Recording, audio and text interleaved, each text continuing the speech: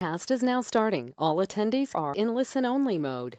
Welcome to this very special presentation hosted by AP Now and the AP Association. You may be participating live, watching it on YouTube, or as a podcast. Whatever the venue, we appreciate your time and your comments, and of course, your thumbs up if you like the session. I'm Mary Schaeffer, founder of AP Now, and my co-host for today is the inimitable Jamie Radford, CEO of the AP Association. A few housekeeping items before I turn the floor over to Jamie to introduce our panelists. If you are participating live, please make sure to answer all the questions. We're only going to report on them in the aggregate. Nobody will see your answers. As at all AP Now online events, if you have a comment, type it in the box marked question, and I'll share as many as I can with the audience. As we go along, we'll occasionally be asking you, the audience, questions. When this occurs, please type your answer in the box marked question. So, for example, with the first question, you'll type your answer 1A, 1B, 1C. No one else will be able to see it, and I'll report on them in the aggregate.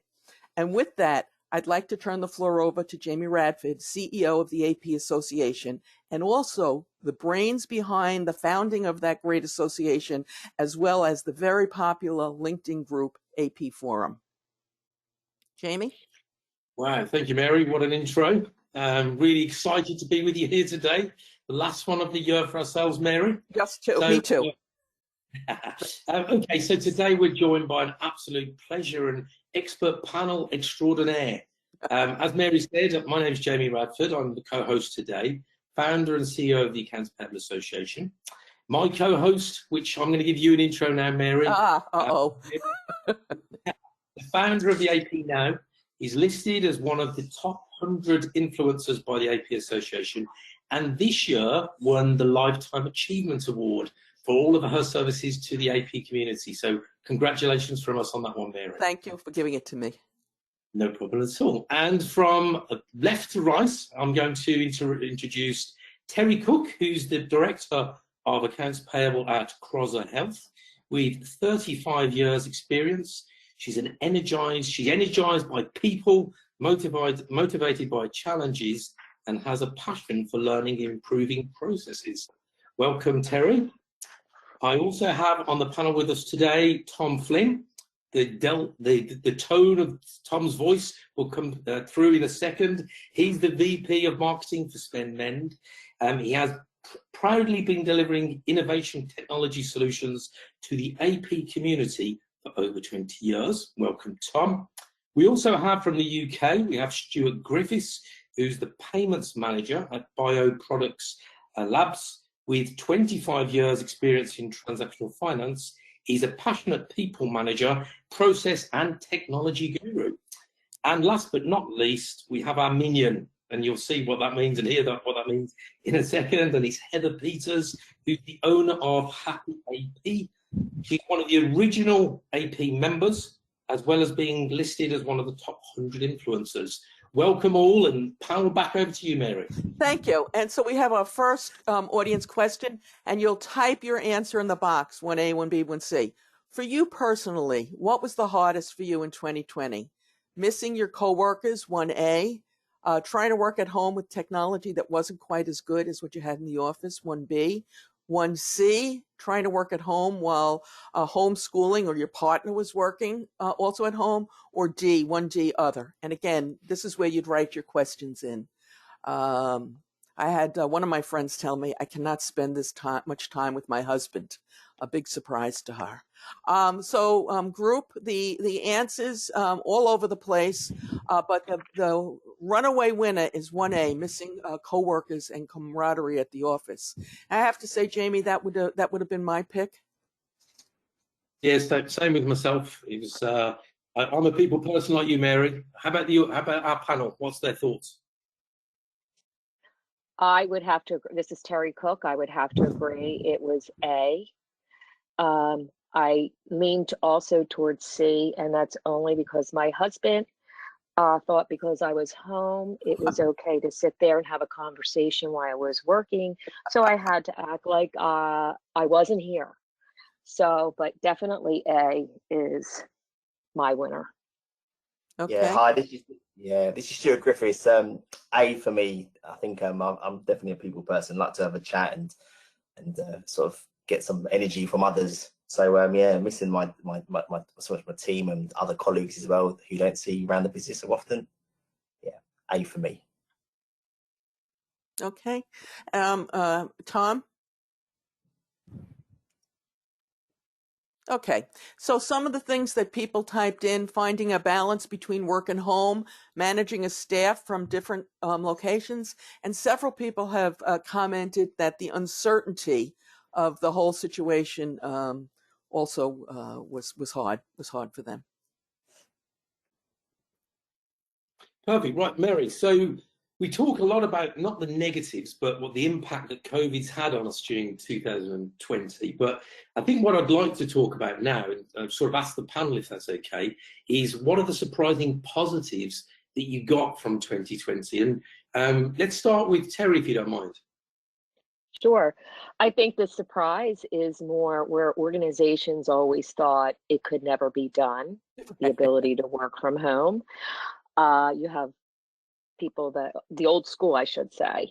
And then the pandemic hit and no one had a choice. And that was a big surprise of how quickly we can get people up and running and working from home. So that was a big surprise, a positive surprise. A positive surprise. I love that. Yeah. And, Yes. thank you, Teri. And Stuart, what's your... For me, I think just how people have adapted to this whole work from home situation. I think obviously the pandemic's thrown a lot of things into dismay, and how we've taken our work life out of the office and set up at home, and so some of the positivity and some of the stuff that we feel, the people, how we're working. I think the focus on productivity is a big thing.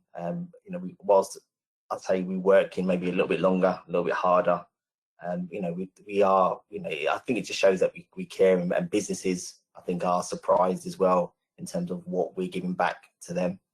Definitely. Perfect. Thank you, Stuart. And over to you, Heather. What's your thoughts? Well, for me, my positive is the fact that I've become more interactive savvy. Having started my own business just as COVID started, probably wasn't the best idea. But getting involved, obviously, and being part of the APA has helped. Not only that, I took up studying again, which I thought I'd never do because I hated school, but I've actually really enjoyed it and am enjoying it. And I've designed my day to fit like a working day. So I start at 9 in the morning and I finish at 5 in the evening. And I have my own office in the house. So it's been a really positive experience for me. Wonderful. Thank you, Heather. We lost Tom for a second, but I think he's back. Tom, what's your view? I think I'm back. How is my audio coming in now? Yes. All right. Sounds good. I think the most positive thing for me was, maybe it's a little bit cliche now, some of the innovation that took root. I work in the healthcare industry primarily, and I saw the acceleration of a lot of technology. And a really good, for instance, is something like telehealth, where before the outbreak of the pandemic and the shelter in place, it was estimated in the US, I'm based in the US, it was estimated that only 9% of medical doctors, had even tried or taken advantage of a telehealth platform to see patients. And at this point, the estimates are closer to 90%. Not everybody's using it every day, but they've tried it, they're starting to adapt it. So telehealth was sort of meandering around for 10 years and never really adopted. And then you see this massive acceleration of this tool that can just make the population healthier and happier and live longer. So these types of innovations that take root during a catastrophe, when everybody bands together and decides they need to adopt technology quicker or distribute it more quickly, I think that's a positive outlook or a positive outcome of this. And there's many other technologies like that I see are accelerating in this time right now as well. Wonderful. Thank you, Tom. And we can't go without asking Mary, what's your view, Mary? So my view is, and I've heard this from several people, is that, you know, we had to take the AP function home. Many people did it with 48 hours notice. They did it. The companies kept running, and management is now looking, and in some cases, hopefully in many cases, at their AP team within a new light. And so I hope this will help elevate the hardworking professionals who toil every day for their company. What about you, Tom? Not Tom, I'm sorry, Jamie. You can see how I mixed you up. Look, if only I had a voice like Tom's. I'm with you, actually, Mary. I think there's never better a time at the moment to keep up and promote the wonderful world of accounts payable. You know, taking an entire back office transactional function literally overnight and making that work from home environments is a huge achievement. Mm-hmm. And I think a huge positive. And then on top of that as well, that whole trust element, Mm-hmm. where managers are trusting their teams now to work remotely. I think we need to take the positives out of that, and also the people elements. I think people are checking in on people a lot more now during this pandemic. And I'm hoping when we get back to some form of normality, that continues as well. Yep. Me too. Okay, we've got another question for the audience. For you, what was the biggest surprise in 2020 besides the whole pandemic? A, how much I liked working from home. B, how much I didn't like working from home. 2C, how much I missed my coworkers. And 2D, something else. And one of the things I always marvel about this, Jamie, is if you had told me this in January or even February that we'd all be working from home, I would have said you were crazy. Yeah, totally agree. Yeah, totally agree. I'm looking at the answers as they're coming in. We have, a widespread, but mostly kind of evenly broken between 2A and 2B. And I think I was sharing before we got on how one of my family members thought they'd love working from home, but found out they didn't. Jamie, before I ask you, let me read some of the things that people have written in. We never lost a beat, accomplished everything. Somebody else said they were surprised at how small their house really was. Why didn't we do this sooner? I like working in my jammies. Somebody else did not work through. How quickly my team was able to adapt and make remote working great. The opportunities it presented, and I can't agree with that enough. And somebody here has said, would you say it has been the hardest part is hiring new professionals? Teri got a job during this whole thing. So maybe, Teri, at some point we can talk a little bit more about that in detail. But I want to turn this back to Jamie right now and then go on. Cool, thank you, Mary. And I think, mine's D as well. You know, I think the biggest surprise for me in 2020 is the new English grammar that's coming out. If you look at thesauruses now, you know, I think one of the key phrases of 2020 is your volume's not on, or you're on mute. You're on mute, yeah. I think that will come a series of sounds, but you know what? I think all of the above. You know, I miss my co-workers hugely. I really like working from home, but I love the element of working with my co-workers, and I just cannot wait to get back and meet with our members, our teams, and that's the bit I'm really looking forward to be honest. Yeah, me too.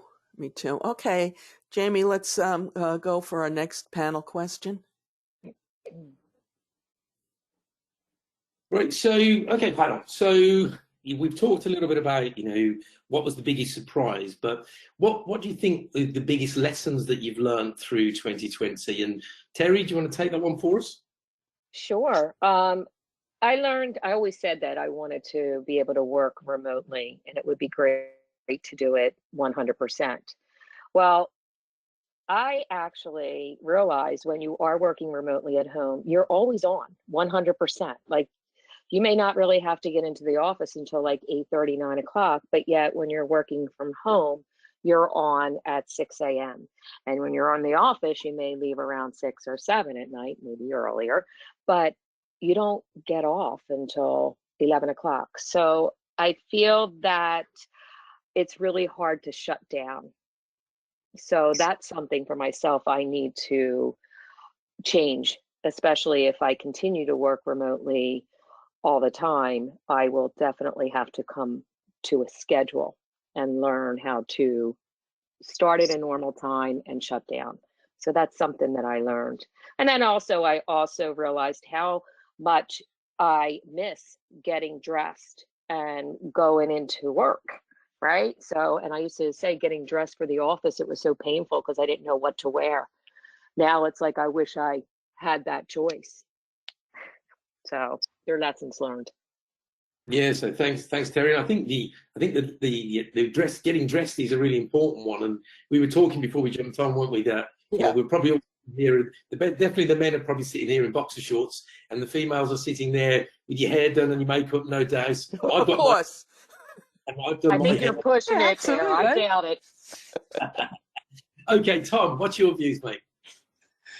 In terms of lessons learned, I think for me personally, the biggest lesson was just about the management, proper modes of management. The tide was changing. I feel like the last couple of decades have seen maybe more formal top-down management starting to shift a bit.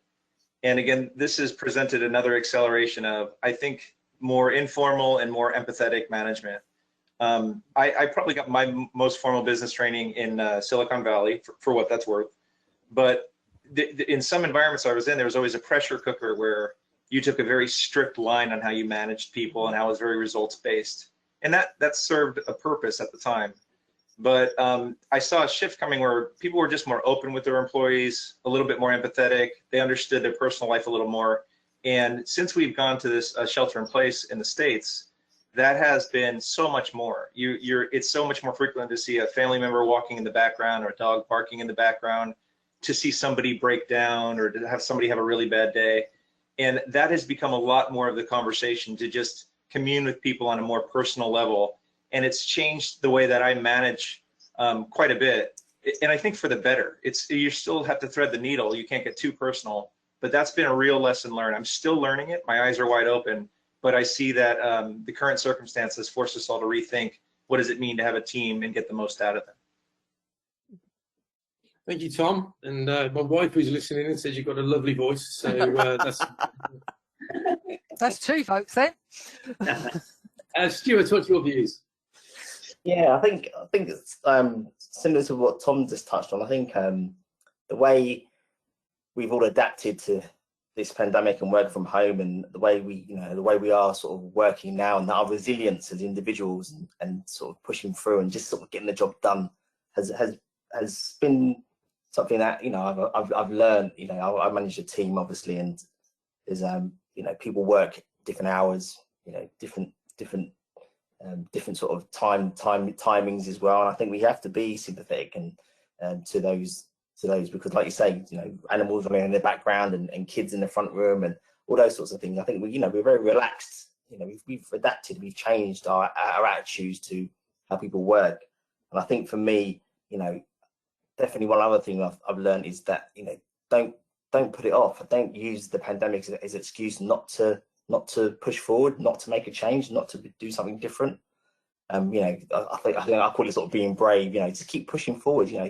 Try to make that difference within your business and continue to improve, make efficiencies in processes and stuff. Because it's easy to say, I'm working from home, it's not the same. I think we just adapt and we do things differently, and we just have to think about how we can deliver this in a different way. I think that's the message I would say. Definitely, I've learned this year for sure. Perfect. Thank you, Stuart. And Heather, you decided to start a business right in the middle of a pandemic. So give us your views. Yeah, I did, didn't I? Bit of a daft idea, but there we go. I'm going to be a bit more general about lessons learned from 2020. And this goes with the fact of starting a business, but the fact that obviously having elderly parents, with one that's got early onset dementia, and so I had to do a lot of the shopping to start with. I finally got them tech savvy though. My dad does click and collect now. So I was doing a big shop on a Friday, and I don't know about you guys in the States, but you have to queue to get into the supermarkets, etc., and all the rest of it, and those queues can take a while. So one of the things I started doing was doing a bit of exercise while I was queuing. Me doing yoga or doing Zumba in a supermarket queue is a sight to behold, take it from me. But it brought a smile to people's faces that you can sort of see behind the masks. And so my big thing is, it's the small, simple, good things that happen that make the difference. Because if you can make somebody smile, it can make a big difference to their day. So that's what I learned.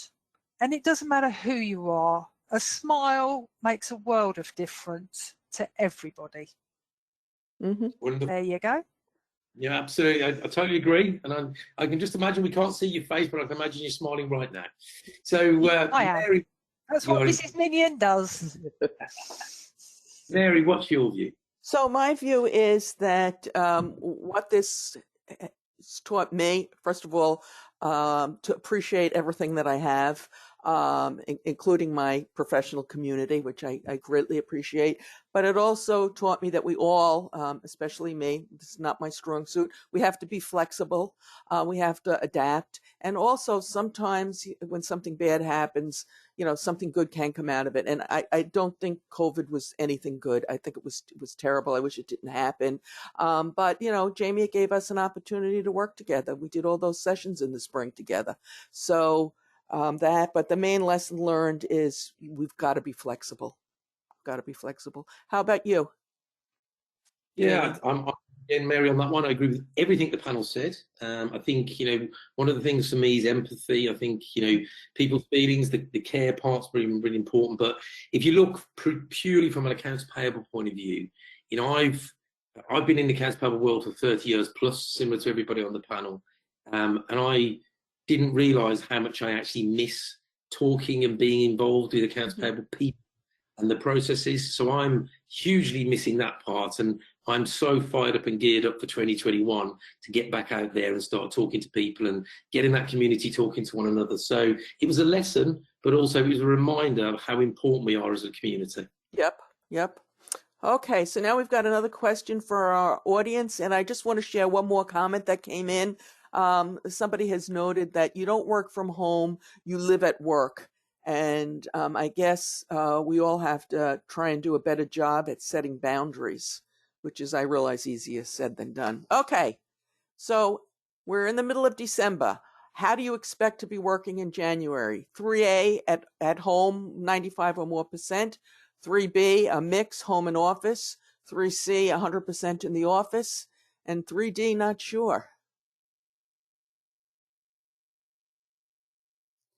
Okay, what's interesting, Jamie, as I'm looking through the responses is that they are mostly 3As and 3Ds. No one's not sure, but either it looks like people are either at home mostly or in the office. Somebody has said their company announced we will not return at least until July. A mix, we work Wednesdays to print checks. Don't laugh at us in the UK. We still have a lot of that here. We work Wednesdays to print checks for those who have not moved over to ACH. So is this what you see, Jamie? Yeah. I think you know, I know we're all sort of hanging our, you know, our hopes on the vaccines, which Yes. I know started in the States. It started a couple of weeks ago in the UK. And unfortunately, we're still in the, you know, huge restrictions in the UK, where we've got big areas of the UK in lockdown of sorts.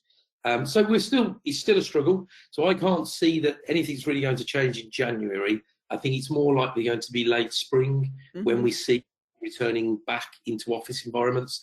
But actually talking to people generally, you know, I think there's a lot of people are really challenging that to see whether they need to return and maybe have the odd day in the office and the rest of the time they're remotely. So it'd be interesting to see how 2021 pans out. But I think the most important part is let's get this, you know, vaccine in, let's get back to some normality, and let's get back to meeting each other. Right. Just to see somebody. Yeah, I think we're going to be looking at a home office mix, don't you, in the UK, Jamie and Stuart? Absolutely. Yeah, definitely. Yeah. Definitely. Yeah. And when I hear people talk about that, I think back This is more than a few years ago, and I think it was about 20 years ago or so, when we had to get cable in the house. So I stayed home. I used one of my vacation days, my precious vacation days, to wait for the cable guy. And he came and he came to the steps and he said, "I don't have the right cable. I'm going to have to come back another day." And I went ballistic. I was like, "What? I took a vacation day for this?" And so I think a lot of that will go away, hopefully. All right. I'll stop telling silly stories. Now, Jamie, this is the part I'm most interested in. Yeah, I think this is the, if you like, the chunky, the meaty part. You know, this is where we get our crystal balls out and we have a think about what the new year's going to bring to us, and on past the 2021.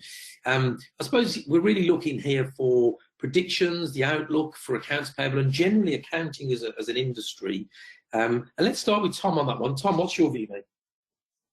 Yeah, I think I alluded to this before when I talked about the acceleration of technology. I just feel like there's a lot of people that feel really inspired by the pandemic, by the shelter in place, by the disruption to our typical mode of working, but also to the call for innovation. And I think you mentioned empathy. I was talking about it a little bit too earlier, Jamie. I feel like that brings out the best in people to say, well, how can I use my resources and my intellect to do good? So I feel like you'll see a lot of accelerated innovation, which is pretty common after some sort of catastrophe or something that shocks the system. So I would look for new technology modes to come out. And the other thing is 2020 presented a lot of hardship for people. There were a number of people losing their jobs. There was a number of people going on furlough, a lot of companies that were forced to close up shop. And I really do think that we start to build our way back. Not only have we learned to work and become adaptive in the work at home mode, but I feel as the economy improves and the vaccines have people going back to life as normal or the new normal, I think that the economy across several different countries rights itself. People get back to work, and they appreciate that job even more. I think you're going to have a lot more employee satisfaction as a result, and a lot more interest in driving employee satisfaction. So not to be just all wine and roses and rose-colored glasses, but I see a lot of very good things coming as a result. This was a reset to the system, and I feel like people are resilient, and they'll do very good things with this opportunity to put themselves back on the right path. I totally agree with you, Tom. I think it's there's an opportunity here, and it's a challenging environment for accounts payable. There's a bunch of people that have either been put on furlough, lost their jobs, right. But I think as the economy starts to recover across the world, that will bring bigger opportunity, and I think technology plays a big part in that part. Sort of how technology can be used, how we can become more analytical in our approach, rather than transactional from an accounts payable point of view. But I'm with you. I think there's opportunity out there. We just need to turn this corner and keep our audience motivated so they can see the opportunities ahead of them. Most, not to tack on there, Jamie, but most people that I'm talking to are not taking a defeatist stance. This is difficult. They've taken a punch, but most people are saying, let's get back to the new normal. Let's thrive. Let's strive. And I don't see anyone looking dejected. I see them very hopeful for when we turn the corner. And I think that's the spirit of just people in general. So I just wanted to add that point. No, brilliant point. Yeah, I also think as well with the UK, we've got the additional thing that we've had Brexit going on as well. Excuse my cat. We've had Brexit going on as well. So we've got that to look forward to come the 1st of January. So again, the technology is going to certainly play a pivotal part in that as well, especially with the export-import changes that are going to happen. We're definitely going to need automation with regards to the basics of processing, but we've got it. That's going to be a complementary thing that can be added to the skill base of the AP people that are doing the job. This is Teri Cook. I also think that how valuable the accounts payable function and the responsibility is to an organization. I think they finally will realize that, because in many organizations, accounts payable is sometimes looked like the Cinderella role, the stepchild under the finance umbrella. We're always put on the back burner, the last department for systems and processes. So I think AP is going to have a whole different kind of respect. That's what I see. And I think also how important automation is, and corporations are going to start putting systems in place and putting the money where it needs to be on the budget for AP, and possibly more dollars for AP positions, because I think AP is underpaid for what they do.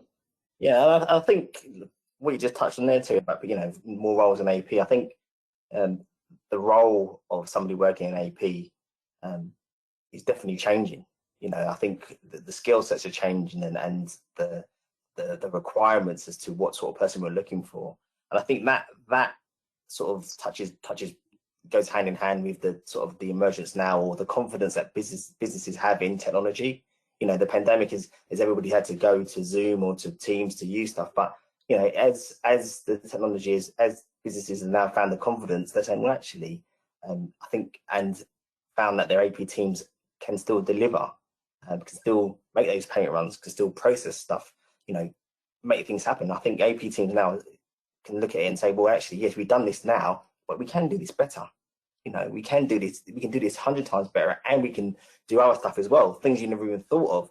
And I think making the CFOs and the CEOs understand what the potential is, you know, like unlocking the value of your AP team, sort of, you know, what can they do to bring benefit to the business. You know, I think there's so much opportunity at the moment, and I think maybe the pandemic has helped to highlight that. But definitely going forwards, you know, there is definitely a sort of an opportunity here for people in AP to shout from the rooftop, say, look, guys, you know, we've delivered, and we can do more for you. Just give us a chance. So, Stewart, I was laughing when Terry was saying that AP is looked at as the Cinderella role. Do you want to tell Terry what you said when they first told you they wanted you to take over AP? No way, that's boring. I'm curious. Yes, I was offered. I was in AR at the time, and offered, you know, why would I want to go and do work over there? All they do is shuffle paper. You know, now these days, you know, I think we're moving into that paperless world. You know, I think my vision of AP now is no more paper. You know, no more data entry. You know, we're better than data entry. You know, getting the invoicing should be the last thing we should be worrying about. There's better things to be looking at. So yeah, but AP for me was definitely a no-go area right in the early days. Yeah. But now I love it. Definitely, I do love it. Yeah, I always say the vision is, this is my vision, is that accounts payable now becomes the audit disbursement team. Because with automation, really, we wouldn't be processing anymore. So it's not like we're data entry. And I just wish we need to change that AP name. I just feel like it's got a bad rap. So that's why my goal is to change my team's name to be the audit disbursement team. Maybe it will finally be looked at differently as well. Are you trying to get rid of 1099s? No, that's still part of it. We still have to audit that, right? Okay, It's still okay. part of an audit. You got to audit everything. So it's the audit disbursement team. Okay. I don't know what anybody else thinks about that, but I like that better than AP. Look, Terry, it's Jamie again. So, you know what, we got the 100 influencers together not so long ago, and Mary joined, and Heather were on that call also. And actually, it came up in the conversation. People said that they want to change the name Accounts Payable because we've got a bad rap. People see us as lowly paid, not importance in whatever we do, and good, you know, whatever it was around that title. And my personal view is, yeah, I personally don't really care what we could call ourselves. I just think personally we need to get the respect that we're actually due. You know, for the work that you guys do in the industry, we go very much unrecognised.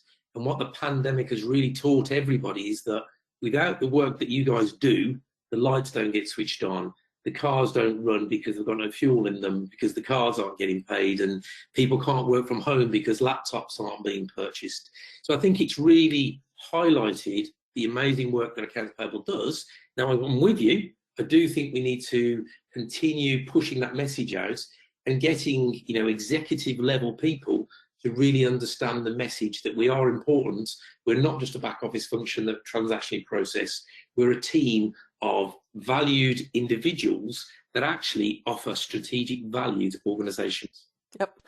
You're getting And a I few. agree. You're getting a few amens, Jamie. Somebody wrote, "I like the name Payables Management Team." The only thing I like about the word accounts payable, or I like a lot of things about it, is everybody knows what it is. Everybody knows what you're talking about. So. Yeah, unless people don't know what AP means. I remember presenting and the No, you person have to in say the accounts. audience. You have to say Yeah. accounts payable. Yep. Yes, absolutely. We could just say it's the cauldron. Yeah. So, Jamie, what do you It's see the for the black art, future? after all.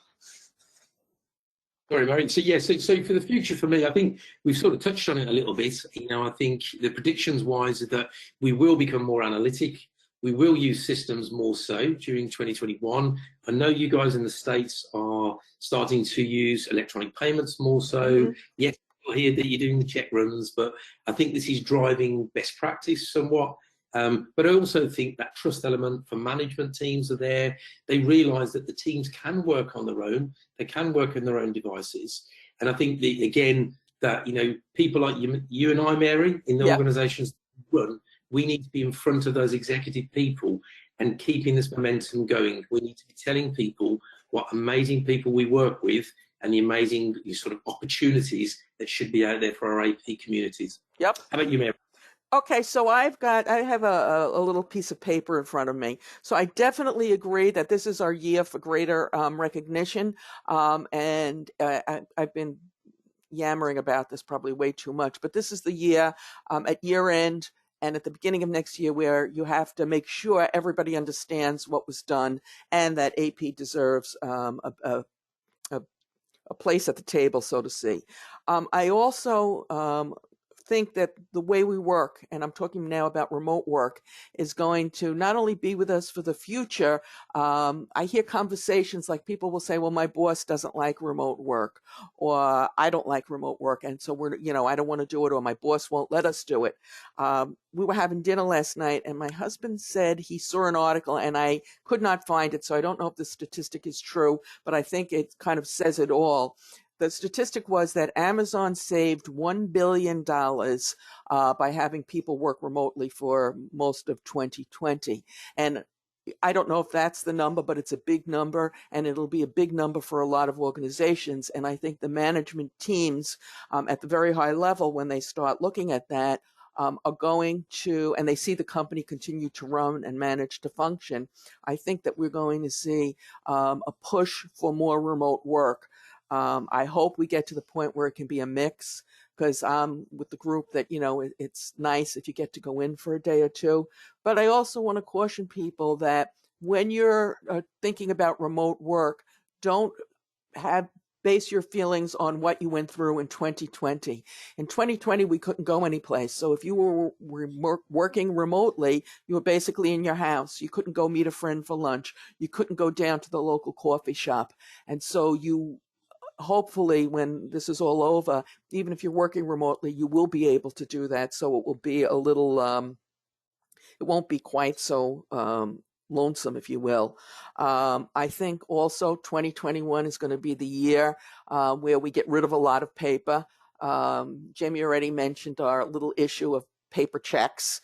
And yeah, we'll see greater move to ACH, but also electronic invoices, whether that means invoice automation or vendors simply emailing their invoices in. I think we're going to get away more from paper. In the United States, we were already getting about 2/3 of invoices by email, and I think that'll go up even higher because some companies had problems actually getting that paper. So I think there's going to be a lot of new issues. I think it's a great time to work in accounts payable, a lot of new opportunities, if you will, and I'm hoping that we can all grab the bull by the horn, so to speak, and have a great new year. Mary, this is Teri. I have a question for Yes. you. What do you think as far as conferences, actually in-person conferences and travel? Do you see that prediction happening? Like, do you think it'll come back in 2021? I think it'll come back in the fall. I was telling Jamie, I work with one group. It's not an AP group, and they're planning a conference in May, a live conference. And I think it's too early, but I'm hoping Jamie has one in October, and I think that we might be able to do that. Some companies will have, realize they can get a lot. They can educate a lot more people for less money online, but you get a lot online, but you don't get everything. You don't get that networking. You don't get to have those little conversations. There's a lot that you don't get. You can't go see, a vendor demo. So I think they'll come back. I don't know about you, but I like to go. I'm looking forward to going again. Me too. Do you agree? Oh, I agree. I miss the in-person Right. conference because the network is so different. It's better, Right. actually, than Right. there's just that facial, like Right. the body language, all Right. of that is in person, and it's important. So, Tom, you have a little different outlook on conferences. What do you think? Yeah, I agree with everything you guys said in terms of the face-to-face networking. I love that. I've made conferences a big part of the last 10, 20 years of my career. Drums up a lot of business. You meet a lot of people. Right. My watchword here would be caution.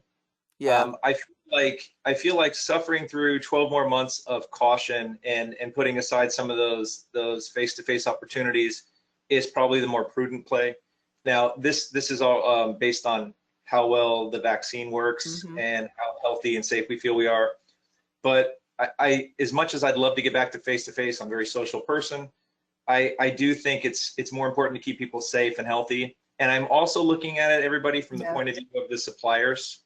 Right. Suppliers are at this weird middle ground. They're struggling to stay in business, and then you're dangling over them, hey, go to this conference and meet people, when in all likelihood, it's an unknown of who will attend, who will be there, what opportunities will they have to show their wares. And rather than putting vendors through that and having them invest large dollar amounts in, like, putting up a booth, it would make sense to say, let's, as a series of industries, take a year off, understand what we're doing, hold the investment, and then get back to it in 2022, just so we make sure everybody's safe. There's no super spreader opportunities. Nobody has to extend any resources if people aren't going to show up anyway. So it's a delicate balance. Again, I love the in-person interaction, but I just wonder, is it so prudent to rush back to conferences this year? So I'll tell you what I tell my daughter because she lives in Colorado, which is, I don't know, a 3 or 4 hour plane ride from here. And when she's constantly asking me, when are you coming to see me? When are you coming to see me? And my answer is, when Dr. Fauci says I can. Okay, yeah, there you go. Like, without a doubt, yeah. And like 3 of his best friends behind him, all saying it in unison. Like, yeah, just let's be sure. Right. So well, I'm working on the basis. Sorry. Go ahead. No, go ahead, Heather. I'm working on the basis I'm not going to, I don't want to do too much interaction until my parents have been vaccinated and my husband and I have been vaccinated. And the way they're doing it in the UK, I'm not sure how they're doing it in the US, but they're doing it by age groups in the UK. So my mother-in-law came in the over 80s group. So she's been stabbed already. She's had her vaccine. My parents will be next. My husband and I are in the over 50s group, so I don't know when we'll get our injection. But until we've been vaccinated, as far as I'm concerned, I'm sticking to the, wash hands, distancing, masking, all the rest of it. And I'm not going to risk doing too much interaction with other people, because obviously having to be a bit of a carer, I've got to put my mum and dad's health first as well as ours. So that's the way I'm working it. But don't you think it's been great since these virtual summits, these virtual conferences. I think the way organisations have adapted to the situation, and I think the AP It's event been this brilliant, year isn't it? was amazing. And it was. I think that was one of the sort of marquee sort of shows that I've seen. But again, businesses putting on these virtual conferences and having people come and join and sitting, with a cup of tea and watching or listening to somebody talk about a topic. I think it's been great. Not to say that I wouldn't like to go to a conference, but again, this is the situation we're in at the moment, and until the government says otherwise, this is how it's going to be. Hey, Stewart. Well, the APA was a brilliant one. No, let me just add to that. Again, my position is in marketing, and I've probably been involved with, I'm going to say about 7, 8 shows in 2020 to go to present in virtual environments. Yeah. And I have to do a plug to AP Association. Hands down, this was the best show, most informative, best well-run, most entertaining that I was a part of, that I attended. I was able to present to. Hopefully that's not skewing my perspective. But that's a credit to Jamie and everybody involved, Mary and everybody involved. It was a top-notch event, and I just was really impressed with how well you guys put together that content and made it so engaging and enjoyable too. So, Jamie, do you have anything to say about conferences? I'm welling up here. I'm crying here, but yeah. Oh God, not another flood. No, look, I'm on board with everything that everybody said. Look, Yeah, big soppy. Yeah. Yeah. Health first, clean, but at the same time, I think we have to have some form of hope. So I think we have to get those things put into the diaries. If it doesn't happen, it doesn't happen, because we don't feel it's going to happen. But in the October fall event, the APA are putting another conference on, whether that's physical or virtual, it will go ahead. But thank you for the kind words. Really appreciate that. Yeah. Okay. So so either way, the giant minion's going to be there. Yeah. Good. Let's have one more audience roundup, and then we'll round up. And any questions from the audience? There was a question, guys, while we're looking at the audience. I don't know if any of you have had to do this, but I'm going to find someone to talk about it if we can't get an answer here. Have any of you done hiring during the pandemic? Yes. And how did that go? I mean, I have some open recs right now. It's good. And in fact, one thing that will be different in 2021 is just the perspective on who you can hire. Like, I think geographically, the hiring pool has opened up, because you realize it's reasonable to get quality people that can stay in constant communication, that you can manage effectively, even if they're not able to report to an office or close to you. You're having, I think, more honest conversations. I feel like the tone of these conversations is so much more realistic than when people sort of put on their polished best for an interview. I don't know why, but conditions have suggested people are just more real and raw. And been able to get, and I will say it's a hirer's market. You get a lot of quality candidates that are looking to either replace a job they lost, or maybe hours were taken away. But the process has been good, and we've had to hire people without meeting them in person, and I don't feel like that's cost us too much in terms of quality or selecting the right person. But I will say, you guys, training people where they can't come on site and meet the staff and join the camaraderie and get acclimated to the group and the culture, that is costly. That is costly. A couple of people maybe have some buyer's remorse when they join a company and they just never got to meet anybody, and then they're working alone on an island. That's not normal, and that's the one watch out. Is hiring seems to be good, but the training and the ramping, that's a little bit more challenging in a remote environment. Okay. Okay.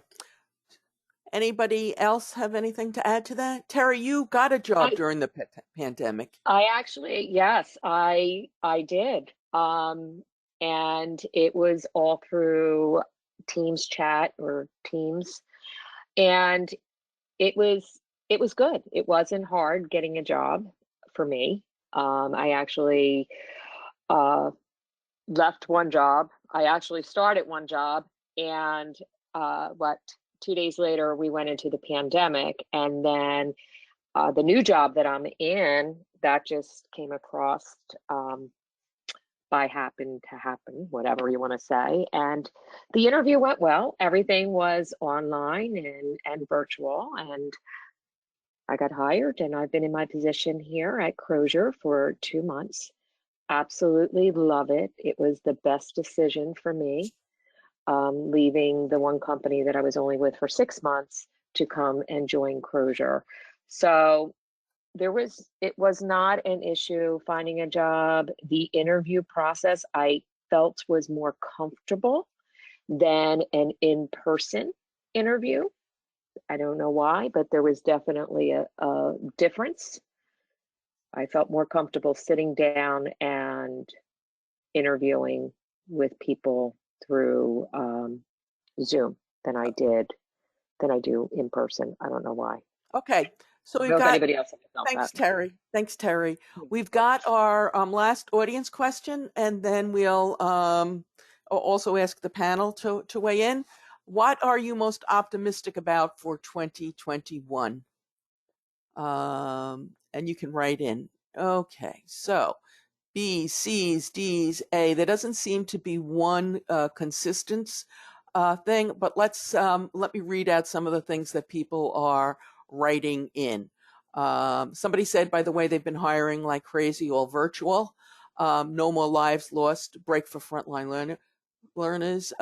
Everyone can be themselves. And somebody said AAAA. And that's my hope, actually. I want us all to return to normalcy, but it would be great if management saw everybody in a better light. There was a question, by the way, about what's Jamie's group on LinkedIn. Look for the AP Forum, FORUM, okay? That's Jamie. Jamie was nice enough also to put together a nice Christmas card. What are you, by the way, I didn't ask the panel, what are you guys looking forward to most? You want to start with Stewart? I think I'm looking forward to, I suppose, a bit of A and B, well, more A than B, but A in terms of, I suppose, pushing that agenda in terms of what we are, what we do for our business, and what we can, and the potential of what we can do, still do. You know, there's always room for improvement. You know, technology doesn't have to be the answer to everything, but there's always processes that we do and things that we can always enhance. So, and how we're viewed by management, I think, you know, if any time is now is the time to sort of strike while the iron's hot in terms of what we've delivered and what we can do more of. So, yeah, definitely. And then on the other side of it, on B, you know, what does normality look like? You know, I think every industry has different requirements for their people that work in it. And you know, whilst you know, some people might, you know, I think there's going to be a mixture. From my point of view, I think a mixture of home and work. I think more work than home. But again, you know, being at home should allow you to focus more on bits and pieces and get some of those critical jobs done. But again, on the other side of it, you know, I've found myself spending a lot of time in Zoom calls talking to people, you know, about different things, whereas a 5-minute conversation at the coffee machine actually turned into a 15-minute conversation at home, because you know you always start off with, well, how you doing, how you feeling, how you coping, you know, and so your day does end up being a little bit longer. But yeah, so. Okay. So the guy with the great voice. I'm trying to make up for before. I'm gonna respond to that only because of the previous comments, not because I agree with the sentiment. I feel like everybody's doing such a great job and they don't even know. And what I'm most looking forward to is there's going to be a moment, I think, in 3 months, 6 months, 9 months, where most of this is behind us. The vaccine has taken hold. People have settled into whatever work mode, whether it's from the office, from home. The people who are on furlough, lost jobs are back in the workplace. And where we look back collectively, we look at each other and we realize how good we actually did through all this.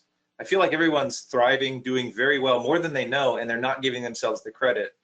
The fact that everybody took care of each other, treated each other nice, went on more walks, for the most part, wore a mask happily.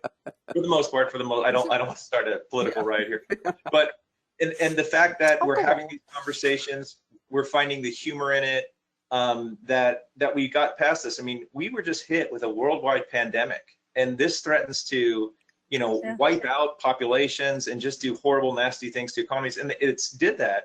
But when we bounce back in a couple months and we look at each other, we're going to realize we are resilient. We are made of very strong stuff, and we got through this. And then I think there'll just be this collective of, wow, we are absolutely, as a collective, on the right path, very resilient and capable of taking anything on. And I feel like there's going to be a sense of global pride in how we've all handled this. And I'm looking forward to that moment when that takes root. Me too. Heather, what about you? Yeah, I'm with you. I'm with Tom on what he said, definitely. And I think next year, Happy AP is really going to be able to do what it wants to do, which is make AP fun, really push the fact that AP is important. We are special. We can do shed loads of stuff, and it's not a black heart. And I want to be heard, and I want the accounts payable community to be heard, because without us, everything comes to a grinding halt at the end of the day. So you guys out there, you better believe it. We're out to get you. Yeah. Okay, and Teri? Yeah, I can't wait to get back to the new norm, whatever the new norm is, especially this time of the year. I really miss our company holiday parties, the interaction, going to lunch with your teammates, getting away from the team chat, because the most difficult thing is when you're about to talk, you don't know if that other person's going to talk, so you're both talking at the same time because you can't read your facial expressions or body language, and nobody knows when the other person's going to talk. I am looking forward to, hopefully, the overwhelming amount of meetings and emails. Hopefully they will slowly come to a halt when we are all back into the office and working person to person, because right now I'm constantly blocking off my calendar for focus time just so I can get work done. Yep. So I'm really excited about getting back in the office, interacting. Now, mind you, I do go into the office right now. I have the option to do both. Okay, and let's ask Mr. Radford for the closing. What's he looking forward to? What's he optimistic about? Look, what can I say, Mary? I'm looking forward to 2021. We've just got to keep this movement going. I feel totally fired up. It's been a difficult year. Listening to this panel of experts fired me up even more, and we've got to keep this movement going. Let's make AP great once more and make sure everybody knows who we are, what we can achieve, and let's go get it. Yep. Okay, I would like to thank the panel, and a special thanks to my co-host, and thank you all for listening today. If you like this episode, we love to hear from you. We love a thumbs up. I hope to see you again soon. Be safe, everyone. This episode is now concluded.